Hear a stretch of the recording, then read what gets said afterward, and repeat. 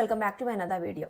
ഒളിച്ചോട്ടം ഇപ്പോൾ ഒരു ട്രെൻഡായി മാറിയിരിക്കുകയാണ് അല്ലേ. 18 വയസ്സായിട്ട് വേണമെന്ന് ഒളിച്ചോടാൻ എന്ന് പറഞ്ഞതുപോലെയാണ് ഇപ്പോഴത്തെ ചില പെൺകുട്ടികൾ. പഠിക്കാൻ മടിയായിട്ട് ഒളിച്ചോടുന്നവര്, എക്സാമിനെ പേടിച്ചിട്ട് ഒളിച്ചോടുന്നവര്, എന്തിന് കല്യാണം കഴിഞ്ഞ് മക്കളുള്ളവർ വരെ ഒളിച്ചോടുന്നുണ്ട്. അതാ ഞാൻ പറഞ്ഞത്, ഒളിച്ചോട്ടം എന്ന് പറയുന്നത് ഇപ്പോൾ ഒരു ട്രെൻഡാണെന്ന്. മകനെ ഒരു പെൺകുട്ടിയെ അടിച്ചുമാറ്റി കൊണ്ടുവരാനായിട്ട് കൂടെ നിന്ന് അച്ഛന്റെയും അമ്മേന്റെയും ആ ഒരു വീഡിയോ ഞാൻ മുന്നേ ചെയ്തിട്ടുണ്ടായിരുന്നു. ഇപ്പോൾ ലേറ്റസ്റ്റ് ആയിട്ട് ഈ അടുത്തായിട്ട് ഒളിച്ചോടിയ പിള്ളേരാണ് നമ്മുടെ പൂജയും അമലും. 18 വയസ്സെങ്ങാനാണ് ആ പെൺകുട്ടികളുള്ളത്, +2 അങ്ങനെ പഠിക്കുകയാണ്. ആ പെണ്ണിന്റെ അവസ്ഥ കണ്ടാലേ ഒന്നും പറയാത്തതാ നല്ലത്. ഒരു 5-8 മാസങ്ങൾക്ക് മുന്നേ ഒളിച്ചോടുന്നവർക്കായിട്ട് പ്രത്യേകം ഉണ്ടാക്കിയെടുത്ത പാട്ട് തന്നെ ഉണ്ടായിരുന്നു. നിങ്ങൾക്ക് ആ ഒരു പാട്ട് ഓർമ്മയുണ്ടോ? കല്ലുമാലക്കാതിൽ കമ്മലതില്ലേലും ആരാരും കണ്ണ് വെച്ചു പോകും കന്നിക്കതിരാണേ. എന്തായാലും അതവിടെ നിൽക്കട്ടെ. ഇന്നത്തെ ഒളിച്ചോട്ടം എത്തി നിൽക്കുന്നത് 19 വയസ്സുള്ള ദേവപ്രിയ എന്ന ഇൻഫ്ലുവൻസറിലാണ്. പുള്ളിക്കാരത്തിയെ യൂട്യൂബിലും ഇൻസ്റ്റയിലൊക്കെയുള്ള വീഡിയോയിലൂടെ നിങ്ങൾക്ക് പരിചയം ഉണ്ടാകും. ഇവരുടെ ഓരോ റീൽസിനും മില്യൺ കണക്കിന് വ്യൂസ് ഉണ്ടാവാറുണ്ട്. അതുകൊണ്ട് തന്നെ അത്യാവശ്യം നല്ല രീതിയിൽ അറിയപ്പെടുന്ന ഒരു ഇൻഫ്ലുവൻസർ തന്നെയാണ് ഈ ദേവപ്രിയ. യൂട്യൂബിലാണെങ്കിൽ 7,77,000 സബ്സ്ക്രൈബേഴ്സ് ഉണ്ട്. നിങ്ങൾക്ക് ജസ്റ്റ് അവരുടെ യൂട്യൂബ് അക്കൗണ്ട് എടുത്ത് നോക്കിയാൽ മനസ്സിലാകും നല്ല രീതിയിൽ തന്നെ വ്യൂസ് ഉള്ള ഷോർട്സും വീഡിയോസ് ഒക്കെയാണ് പുള്ളിക്കാരത്തിയുടേത്. ഇവരുടെ റീൽസിന്റെ ഒക്കെ പ്രത്യേകത എന്താ വെച്ചാൽ കോമഡി റീൽസ് ആണ്, കാണാൻ നല്ല രസമാണ്.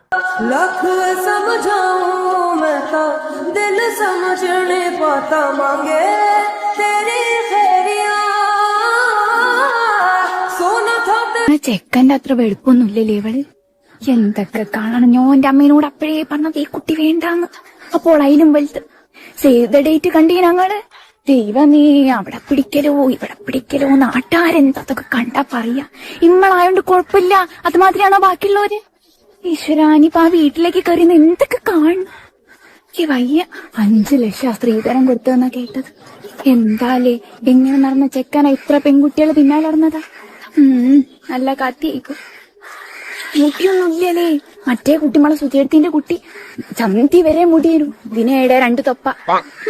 എന്തൊക്കെയായാലും വേണ്ടില്ല, നന്നായി കണ്ടാ മതിന്റെ കുട്ടികൾ. അധിക കാലമൊന്നും മുന്നോട്ട് പോവല്ലേ നമ്മൾ പ്രാർത്ഥിക്കുക, അല്ലാണ്ട് എന്താക്കാന്. ശരാ. നമുക്ക് ഒളിച്ചോട്ടത്തിലേക്ക് വരാം. ദേവപ്രിയയുടെ പ്രായം എന്ന് പറയുന്നത് 19 ആണ് കേട്ടോ. ഇപ്പോ 19 വയസ്സിൽ ഒളിച്ചോടി എന്ന് പറഞ്ഞാൽ ആർക്കും വലിയ ഞെട്ടലൊന്നും ഉണ്ടാവാറില്ല. കാരണം ഞാൻ നേരത്തെ പറഞ്ഞത് തന്നെ, ഇതിപ്പോ ഒരു ട്രെൻഡാണ്. 19 വയസ്സുള്ള ദേവപ്രിയ ഒളിച്ചോടി പോയ ആ ഒരു പയ്യന്റെ വയസ്സറിയണ്ടേ, 31 വയസ്സ്. കേൾക്കാൻ നല്ല രസമുണ്ടല്ലേ. എന്തായാലും പ്രായമൊന്നും വലിയ വിഷയമില്ല. നമ്മുടെ ഫഹദും നസ്രിയും തമ്മിൽ നല്ല ഏജ് ഡിഫറൻസ് ഒക്കെ ഉണ്ട്. 2 വർഷത്തെ പ്രണയത്തിനൊടുവിലാണ് ഈ ഒരു ഒളിച്ചോട്ടം നടന്നത്. അതായത് ദേവപ്രിയക്ക് 17 വയസ്സുള്ളപ്പോ, +2 പഠിക്കുമ്പോൾ. ഇപ്പോൾ നിലവില് ദേവപ്രിയ LLBക്ക് പഠിക്കാണ്. പയ്യൻ 31 വയസ്സുകാരൻ സൈക്കോളജിസ്റ്റ് ആണ്. ഞാൻ നേരത്തെ പറഞ്ഞതുപോലെ തന്നെ വയസ്സൊന്നും ഒരു പ്രശ്നമുള്ള കാര്യമല്ല. 18 വയസ്സുള്ള കുട്ടിക്ക് 31 വയസ്സുകാരനെ കല്യാണം കഴിക്കരുതെന്ന് എവിടെയും പറഞ്ഞിട്ടൊന്നുമില്ല. എന്തായാലും ഈ ഒരു ഒളിച്ചോട്ടം കഴിഞ്ഞതിന് ശേഷം അവര് കുറച്ച് റീൽസ് ഇട്ടിട്ടുണ്ട്. അത് നമുക്കൊന്ന് കണ്ടു നോക്കാം.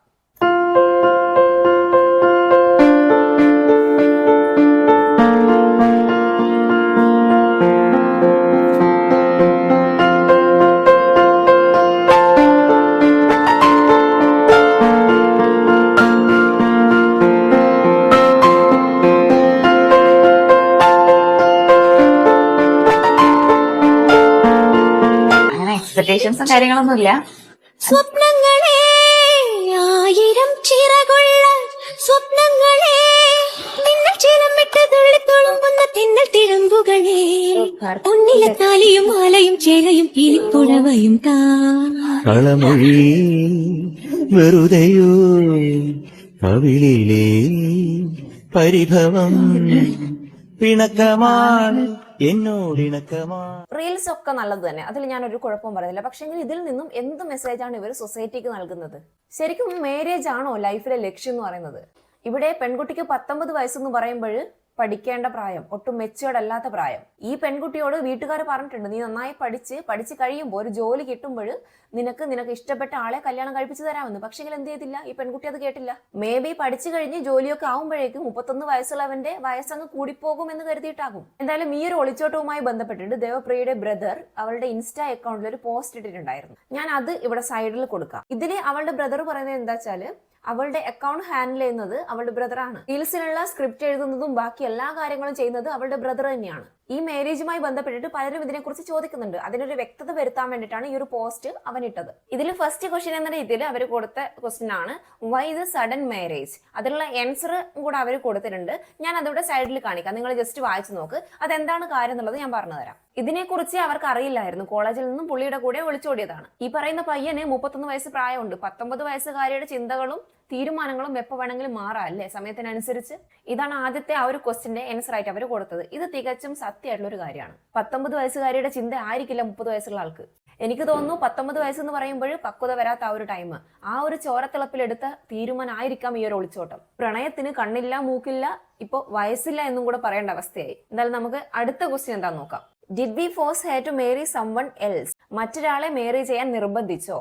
അതിന് അവൻ ആൻസർ ആയിട്ട് കൊടുത്തത് ഒരിക്കൽ പോലും ഇല്ല. ഒരിക്കൽ പോലും മറ്റൊരാളെ മാരി ചെയ്യാൻ നിർബന്ധിച്ചിട്ടില്ല. ഈ കുട്ടിയുടെ വിദ്യാഭ്യാസവും ഭാവിയും മാത്രമാണ് ഞങ്ങൾ നോക്കിയിട്ടുള്ളൂ. പഠനം പൂർത്തിയാക്കിയ ശേഷം നല്ല കരിയർ ഉണ്ടായി നല്ല ബെറ്റർ ലൈഫ് ഉണ്ടാകണം എന്ന് മാത്രമേ ഞങ്ങൾ ചിന്തിച്ചിട്ടുള്ളൂ. ഇത് തന്നെയായാലും അവരുടെ ആഗ്രഹങ്ങൾക്ക്, ആ അച്ഛന്റെയും അമ്മയുടെയും ആഗ്രഹങ്ങൾക്ക് ഒരു വിലയും ഉണ്ടായില്ല. ആ കുട്ടി അവളുടെ ഇഷ്ടത്തിന് ഒളിച്ചോടി. ഇനി പറഞ്ഞിട്ട് കാര്യവുമില്ല. ഇനി അവളുടെ ബ്രദർ മൂന്നാമത്തെ ക്വസ്റ്റ്യൻ ആയിട്ട് കൊടുത്താണ് did V support the relationship?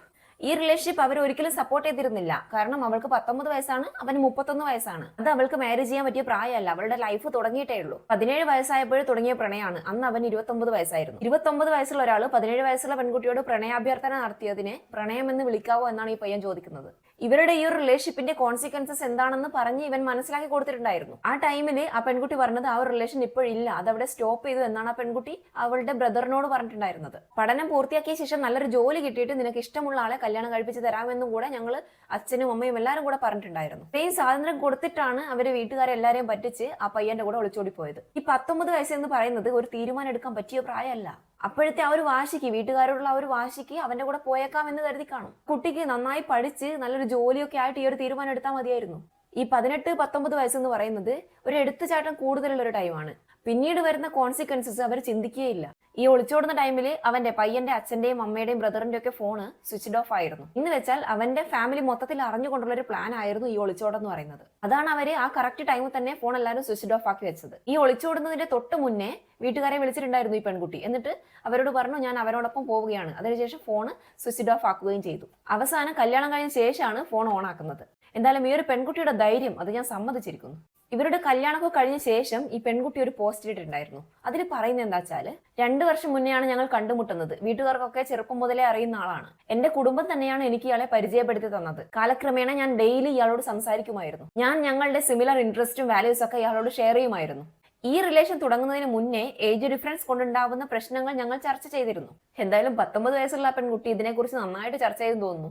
ഒരു മെച്യൂർഡ് അല്ലാത്ത കുട്ടി ചർച്ച ചെയ്താൽ ഇത്രയെന്നില്ലേ? ഈ ഒരു തീരുമാനത്തിൽ ആരും എന്നെ പ്രഷർ ചെയ്തിട്ടില്ല. എല്ലാ കാര്യങ്ങളും മനസ്സിലാക്കിയ ശേഷമാണ് ഞാൻ കല്യാണം കഴിച്ചത്. ഞങ്ങളുടെ ബന്ധം വീട്ടുകാർ അംഗീകരിക്കാത്തത് കൊണ്ട് മാത്രമാണ് ഈ ഒരു ഒളിച്ചോട്ടം നടന്നത്. ഇതെല്ലാം കഴിഞ്ഞിട്ട് ലാസ്റ്റ് ഒരു ഡയലോഗും കൂടെ പറഞ്ഞിട്ടുണ്ട്. പിന്നെയും പലതും നടന്നു, ഞാനത് പബ്ലിക് ആക്കുന്നില്ല എന്ന്. ഇത്രയും കാര്യം വന്ന് പബ്ലിക് ആക്കിയത് പുള്ളിക്കാരത്ത് തന്നെയാണ്. അതുകൊണ്ടാണ് ആളുകൾക്ക് സംസാരിക്കാനുള്ള വകയുണ്ടായത്.